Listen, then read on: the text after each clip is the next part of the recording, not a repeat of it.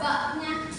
Tapi awas ya, tanda mim di atas bak sama pokok mim itu berbeda.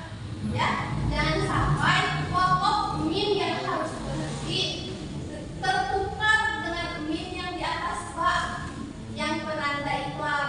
Ya, nah di sini nun mati bertemu huruf ba, maka tukar jadi mim, yaitu mim ba di.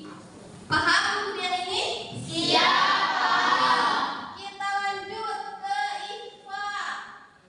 Ikhfa itu hukum bacaannya itu harus dibaca samar. Ini sangat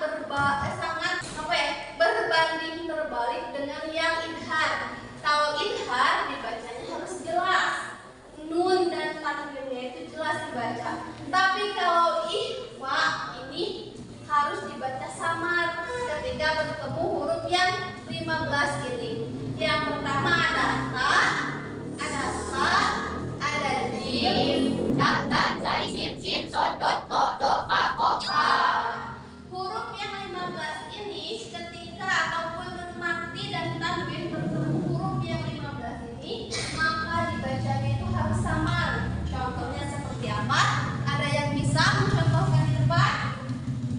Acu? Cewek? Boleh? Cowok boleh? Ada yang bisa? Kamu bisa? Enggak? Tunjuk tangan yuk. So, gak apa-apa, salah namanya juga belajar.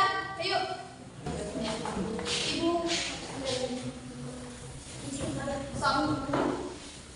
Mau huruf apa aja sekarang banyak, hurufnya ada 15.